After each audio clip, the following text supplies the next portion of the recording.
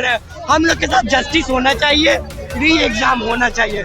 हम लोग होगा तो क्या कीजिएगा? सर होगा सर, होगा सर, भरोसा है सर, कितना भरोसा है? सर पूरा भरोसा मानने को तैयार नहीं है। मांगेगा सर, मांगेगा सर। अगर नहीं मानिएगा तो आप कट ऑफ कैसे डिसाइड करिएगा, आप ही बताइए। और आप बोले कि नॉर्मलाइजेशन नहीं करेंगे तो नॉर्मलाइजेशन फिर आप करिएगा ही। 2 क्वेश्चन रहेगा तो नॉर्मलाइजेशन तो करिएगा ही। सर मेरा कटिहार सेंटर था, हमको 20 मिनट पेपर लेट मिला, बोला कि तुमको टाइम मिलेगा, टाइम नहीं मिला। 2 बजे पेपर छीन लिया, बोला नहीं दोगे तो पेपर तुम्हारा फाड़ देंगे, तो मार्कशीट फाड़ देंगे, सारा तुम्हारा कैंसिल कर देंगे एग्जाम। इसीलिए सर हम लोग का धमकी दिया गया टीचर की तरफ से। सर टीचर की तरफ से बोला फाड़ देंगे, नहीं दो जल्दी। हम बोले सर 20 मिनट लेट मिला है, बोला कुछ नहीं सुनेंगे, हमको ऊपर से ऑर्डर है लेने का। सर छीन लिया गया। हम लोग का एक ही मांग है, री एग्जाम होना चाहिए, री एग्जाम होना चाहिए सर। बिल्कुल सर, मेरी ऑनरेबल चेयरमैन सर से और ऑनरेबल चीफ मिनिस्टर सर से, दोनों से ही एक रिक्वेस्ट है कि हम स्टूडेंट कम्युनिटी आपसे बहुत विनम्र तरीके से चाह रहे हैं कि आप वापस से एग्ज़ाम कंडक्ट करवाइए। बहुत सारे लूपहोल सामने आ रहे हैं और शायद इतना काफ़ी है कि आप एक एग्ज़ाम को दोबारा से कंडक्ट करवाएं। ऐसा नहीं है कि फेयर तरीके से एग्ज़ाम कंडक्ट हुआ है। तो बहुत छोटी सी आपसे रिक्वेस्ट है, होप भी है कि आप डेफिनेटली हमारे सारी जो भी रिक्वेस्ट है उसको कंसीडर करेंगे और फुलफिल भी करेंगे। 70th BPSC re examination. Thanks. बिल्कुल बिल्कुल बिल्कुल, जब भी कोई इस तरह की चीजें मांगी जाती हैं तो जरूर पूरी होती है। बिल्कुल आप आ गए हैं, अब लगता है कि इन छात्रों के इस आंदोलन में जान आ गई है। नहीं, ऐसा नहीं है। सारे के सारे हमारे युवा जो हैं मजबूत और शक्तिशाली हैं। लेकिन क्या लगता है, बापू परीक्षा सेंटर की बात की जा रही है, लेकिन छात्र यहाँ पर प्रूफ के साथ बता रहे हैं कि अलग बिल्कुल, ये जो सारा का सारा प्रूफ दे रहे हैं उसको है बीपीएससी ले, सारे के सारे अधिकारी लोग लें और छानबीन करें, और छानबीन करने के बाद निर्णय लें, कोई दिक्कत नहीं। निर्णय लेना चाहिए। बिल्कुल एक सही निर्णय लें। प्रशासन ने जो रिपोर्ट दिया सिर्फ बापू भवन का दिया है, पूरे बिहार भर का नहीं दिया है। और बापू भवन अकेले में 23 सेंटर के बराबर है। अगर 23 अलग अलग सेंटर पे पेपर आउट होता तो जितना उसमें समस्या आती उतनी एक में आई है। तो ये एक सेंटर की बात नहीं है, 23 सेंटर की बात है। 12,000 बच्चे 23 सेंटर पे बैठे हुए हैं, तो इसलिए इतना जल्दी निर्णय लेने की जरूरत नहीं है। सारे के सारे तथ्यों को देखें, बच्चे जो सारे के सारे आपको सबूत देख रहे हैं उसको देखें, उसके बाद निर्णय लें। से मरा पड़ा हुआ है, यानी कि पूरी तरीके से लीक कर गया। लम्हों ने खता की, सदियों ने सजा पाई। क्या आपको लगता है कि हम लोग शौक से आंदोलन करने बैठे हैं? एकदम वो पवित्र है और बीमारी नहीं है, कैंसर है। अब इससे बड़ा क्या हो सकता है जब पेपर ही एक 6 से नहीं ले सकता है? इससे बड़ा और प्रूफ क्या चाहिए?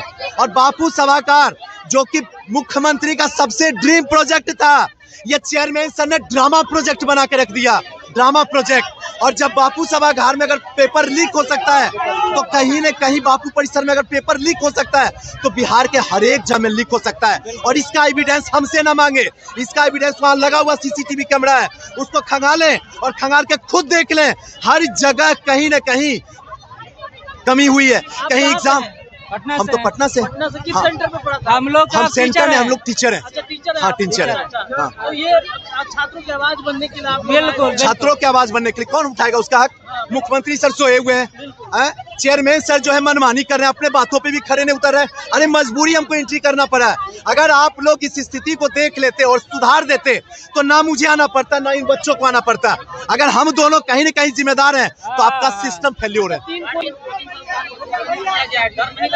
कभी नहीं, कभी नहीं। भगत सिंह को जेल जाने से डर लगा, फांसी पे लटकने से डर लगा, तो हमें किस बात का डर लगेगा? हम गलत किए हैं। कुकर्म करने वाला डरता ही नहीं, सीना तान के चलता है। हम तो अच्छे कर्म किए हैं और अच्छे कर्म में जेल जाना इसके लिए कोई गुनाह नहीं है। ये ऐसे ही कहीं न कहीं भभकी है कि इसको उसको करके जो है इस आंदोलन को कम कर दिया जाए, इस आंदोलन को दबाया जाए। ये आंदोलन दबेगा नहीं जब तक कि पूरे बिहार में फेयर तरीके से एक साथ फिर से री एग्जाम ना हो जाए, तब तक ये सत्याग्रह चलता रहेगा। We want BPSC.